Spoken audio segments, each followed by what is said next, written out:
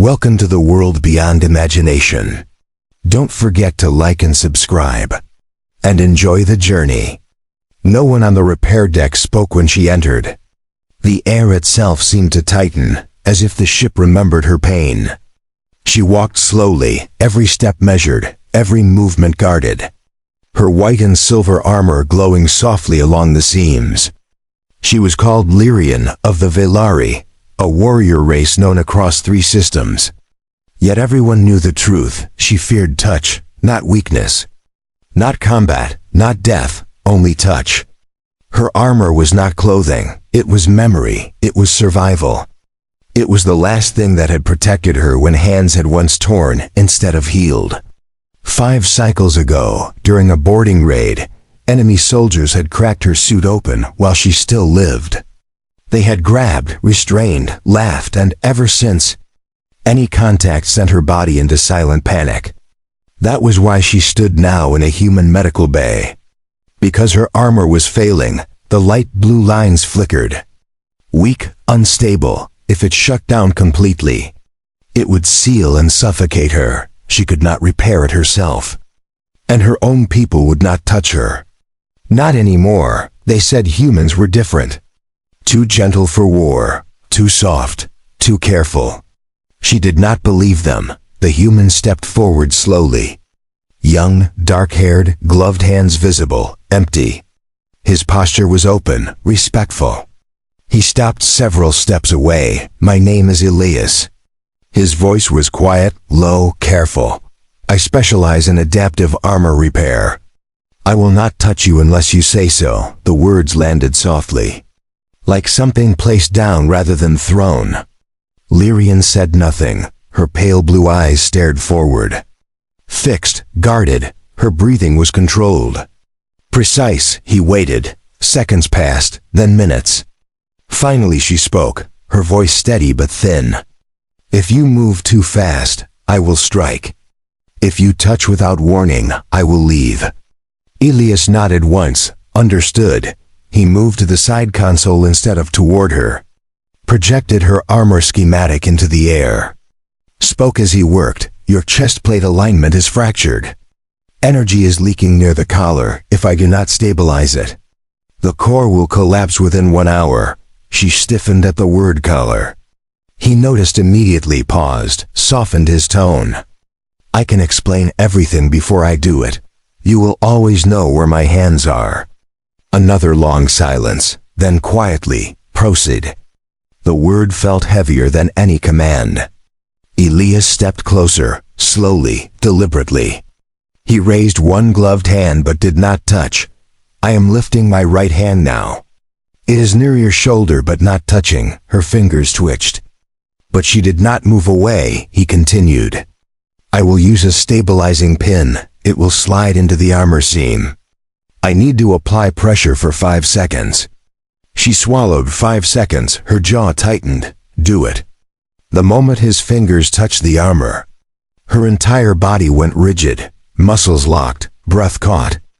Memories screaming beneath the metal.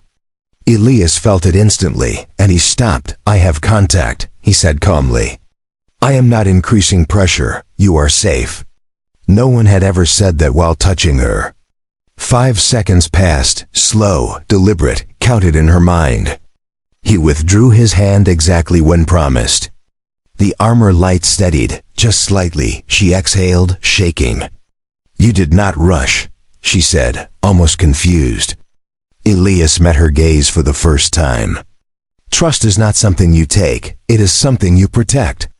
Something in her chest shifted, not the armor, something deeper. They continued, step by step, every movement explained. Every pause respected, with each careful repair. The glow of her suit brightened, and with each respectful touch, her panic loosened its grip. At one point, her hand trembled uncontrollably. Elias noticed. He did not touch it, but he spoke. "You are doing incredibly well." Her eyes widened. No one had ever praised her endurance outside of battle. The final repair required removing a small panel near her heart core. It meant direct contact with the most sensitive part of her armor. Elias hesitated. "This part is delicate. If you want to stop, say so. She looked at his hands, steady, patient, human. Then she nodded once. Proceed. When he touched the panel, something unexpected happened. Her body did not freeze.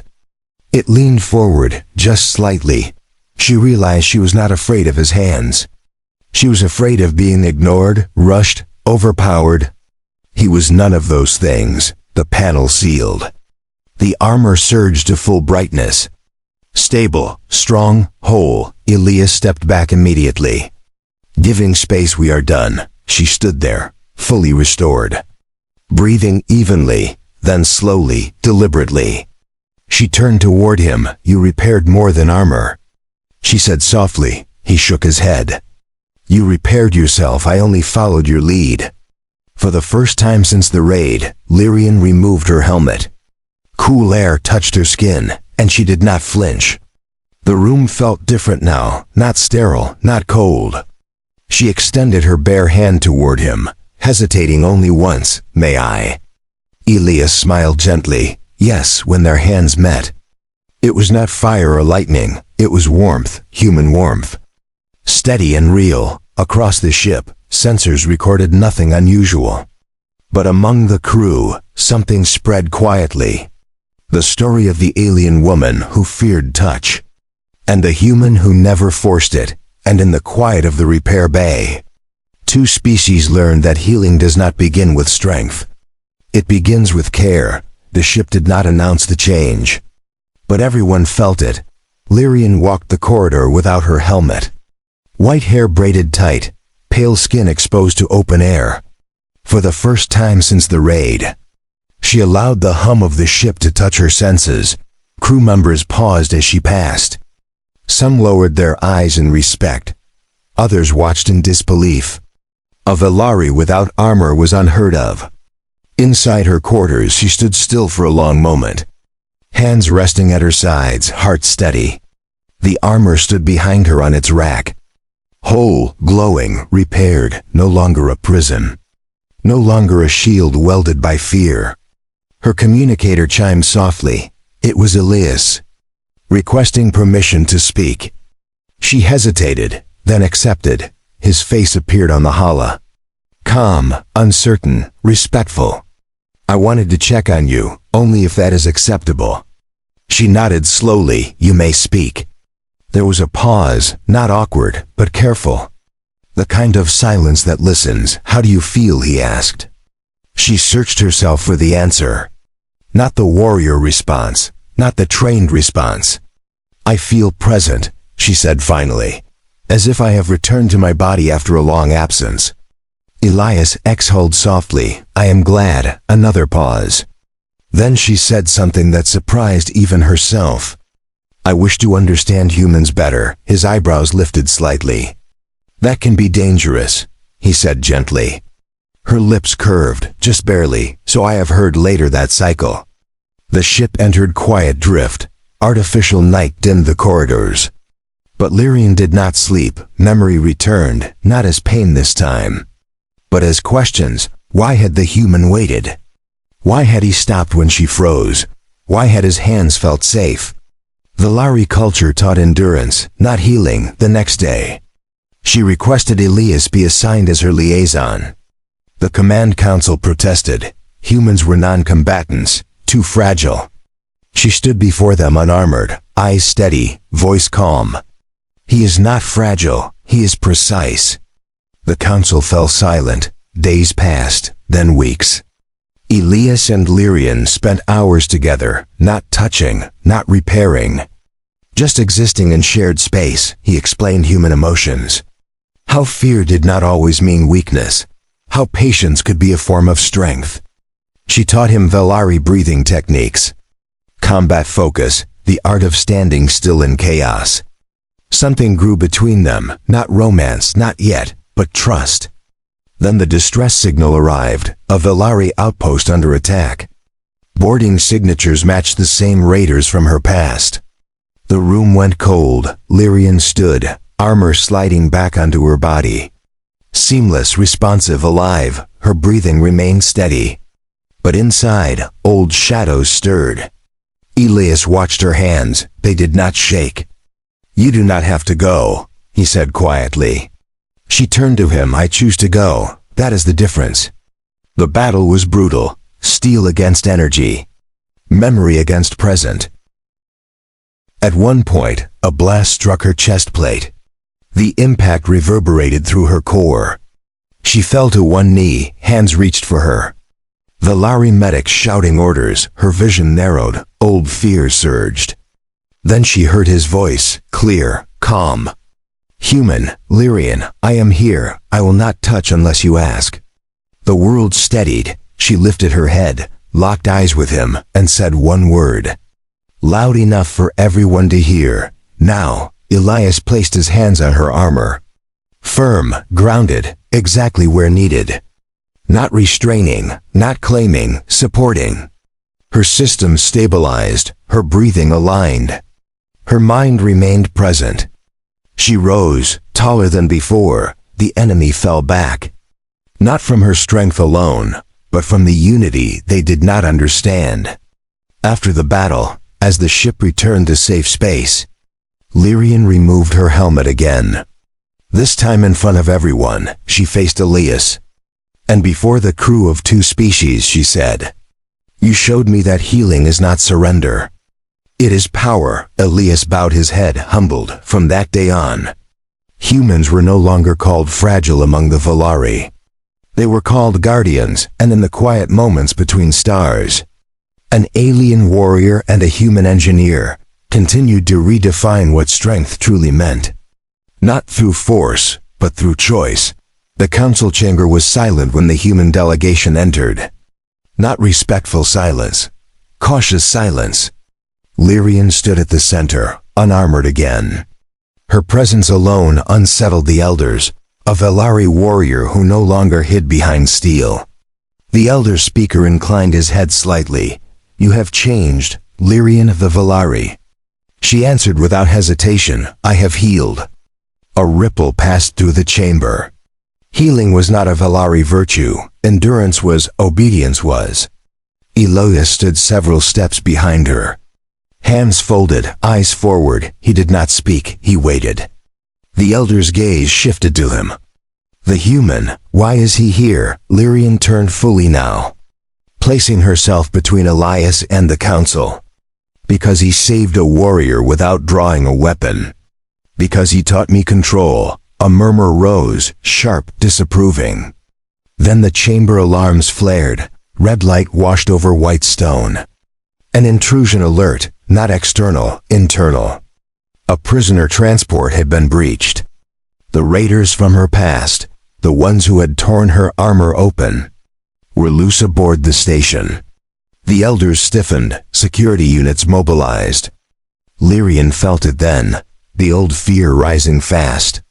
Violent, demanding armor, demanding distance. She closed her eyes. Breathed, once, twice. Elias did not move closer. But his voice reached her, steady, grounding. "You are here, you are safe. You choose what happens next." Her eyes opened. Clear, focused, present. "I will confront them," she said. The elder snapped. "You will wear full battle armor and remain under command." Lyrian shook her head, slowly, deliberately. "I will wear what I choose, and I will go with him." Shock rippled through the chamber. The corridors echoed with distant impacts, alarms, shouted orders. Lyrian walked toward the danger without her helmet. Armor plates light and responsive but not sealed. They found the raiders near the docking ring.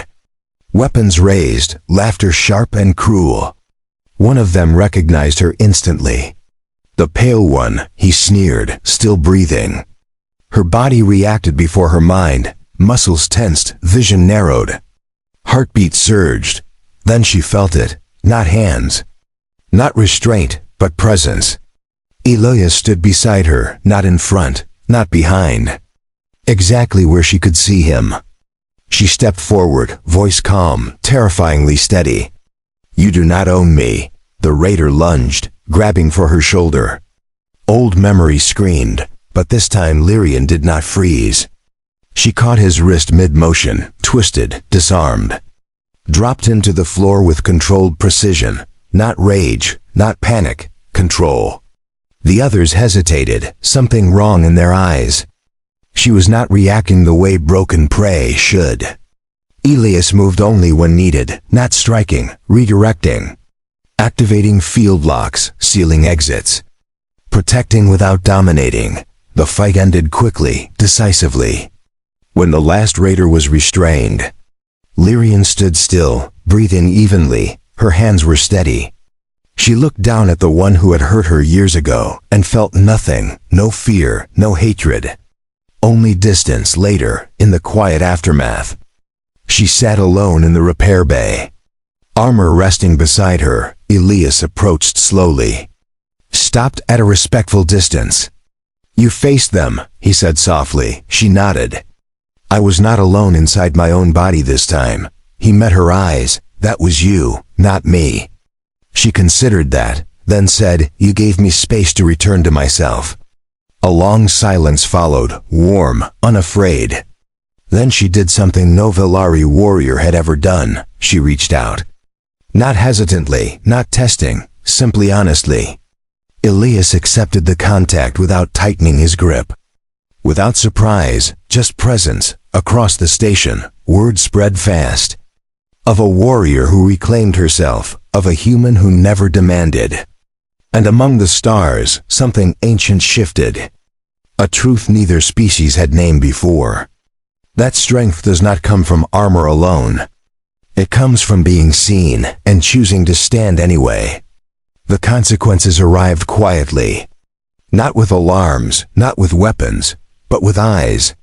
Lyrian felt them everywhere she walked. In the training halls, in the command corridors. In the silence that followed her presence.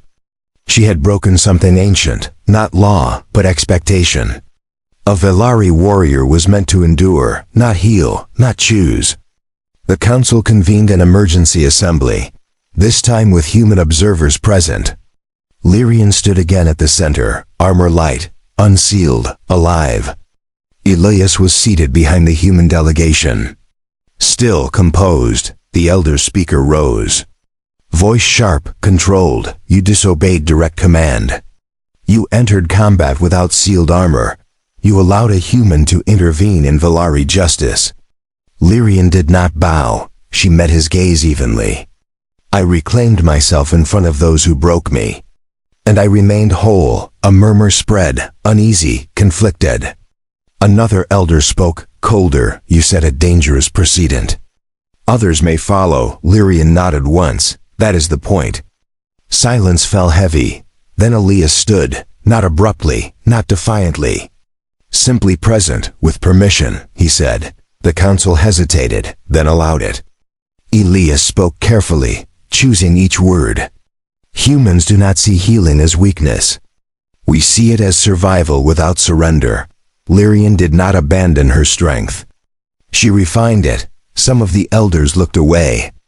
Others listened despite themselves. The council adjourned without verdict. Which was worse than punishment. Uncertainty always was, that night. Lyrian returned to the observation deck. Stars stretched endlessly beyond the viewport. Cold and brilliant, Elias joined her later. "Quietly you may be sanctioned," he said honestly. She nodded. "I know." "Do you regret it?" She did not answer immediately. She watched the stars, felt her breath. Her body, her presence. "No," she said, for the first time. "My strength belongs to me." The sanction came the next cycle. Lyrian was relieved of frontline command. Reassigned as a cultural and tactical liaison between Velari and human forces. Some called it exile, others whispered it was mercy. Lyrian accepted without protest. Elias saw it for what it was. "They are afraid of you now," he said. She allowed herself a small smile. Good. Their new assignment took them beyond the central fleets, to border systems, unstable alliances, places where misunderstandings turned lethal, together. They prevented conflicts without firing a single shot. Lyrian spoke with authority, earned through battle. Elias spoke with empathy, earned through listening. Crew members began to notice something strange. Velari warriors requesting unsealed armor training. Asking questions, breathing differently one night. After a particularly tense negotiation, Lyrian returned to her quarters shaking. Not from fear, from exhaustion. Elias stopped at the doorway. Waiting. Do you want company? She considered her body. Her breath, her choice. Yes, he entered and sat at a respectful distance. Saying nothing, offering nothing, just presence. After a long while, she spoke quietly. I was taught that if I stopped fighting, I would disappear. Elias answered gently. You are still here. That truth settled slowly. Deeply, she looked at him then, really looked. At the human who had never demanded space or closeness. Only honesty. She reached out, resting her hand against his forearm. Steady, intentional, not asking. Not testing, choosing. His breath caught. But he did not move away, nor did he close the distance further. This, she said softly, this is new. He nodded, voice quiet. Only if you want it to be. Outside, the stars continued their endless motion. Indifferent to fear, indifferent to tradition. But inside that quiet room, something irreversible had begun. Not conquest, not dependence, but partnership and far away, within Velari space. Others were beginning to question what strength truly meant. The change was slow, uncomfortable, inevitable. And it all traced back to one warrior, one human. And a moment where choice was honored. The warning did not come from sensors, it came from silence. Entire border systems stopped responding within the same cycle. No distress calls, no debris. No survivors detected. The enemy was unknown. Efficient, patient. The council recalled Lyrian and Elias immediately. Fear stripped away politics, this time. The elders did not sit above them, they stood. You understand fear differently now. The elder said, we need that understanding. Lyrian felt the weight of it, not pride, responsibility. The first contact was catastrophic, an unknown force that disabled armor without breaching it. Paralyzed warriors inside their own shells, Velari soldiers panicked, humans froze. Lyrian saw herself in them, her past written across their fear. She stepped forward, armor unsealed. Helmet removed, voice steady, you are not trapped. She said loudly, you are here. Elias worked beside her. Adapting systems, rerouting failsafes. Talking constantly, grounding everyone through sound. Through presence, the enemy retreated, confused. They had expected prey, not unity. But the cost was high, ships lost, lives shaken. And Lyrian collapsed afterward. Not wounded, but emptied, she woke in darkness. Not medical darkness, personal darkness. For the first time since healing, fear returned, not of touch, but of failure. Elias sat nearby. Not speaking, not leaving. What if I led them into this? She whispered. Elias answered honestly. Then you will also lead them through it. The council announced a final stand. All species, all fleets, unified. Lyrian was asked to command, not because she was strongest, but because she understood fear without obeying it. Before the battle, she stood before thousands. Armor light, open, alive, you were taught to endure. She said, but today, we choose to live. The battle was unlike any before. Weapons mattered less than coordination. Trust mattered more than armor at a critical moment. Enemy systems locked onto Elias's ship. Targeted, surrounded, Lyrian did not hesitate. She redirected power, shielded him, exposed herself. Elias felt the impact through the hull, and for the first time, fear was his. When the enemy finally fell silent, the battlefield was still. Too still, they found her drifting, armor shattered, body intact. Barely conscious, Elias reached her first. Hands shaking for once, Lyrian, he said, voice breaking. Her eyes opened slowly. Still here, she whispered. Back aboard the ship, the news spread, victory, at a cost. The council declared a new doctrine. Armor redesigned, command structures changed. Healing recognized as tactical strength, but none of that mattered to Lyrian in that moment. She sat on the observation deck again. Wrapped in light fabric, no armor at all, Elias beside her, closer now. I used to believe touch was something taken from me. She said, now I know it is something I choose. She placed her hand in his.